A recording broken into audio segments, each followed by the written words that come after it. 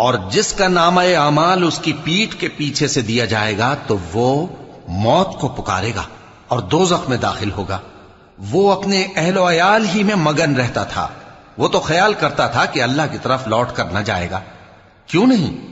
اس کا پروردگار تو اس کو دیکھ رہا تھا۔ سو میں شام کی سرخی کی قسم کھاتا ہوں اور رات کی اور جن چیزوں کو وہ اکٹھا کر لیتی ہے ان کی، اور چاند کی جب وہ پورا ہو جائے کہ تم لوگ درجہ بدرجہ ضرور چڑھو گے۔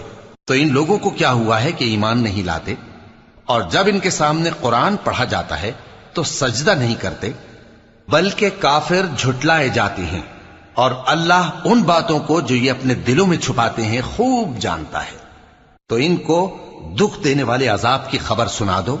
ہاں، جو لوگ ایمان لائے اور نیک عمل کرتے رہے ان کے لیے بے انتہا اجر ہے۔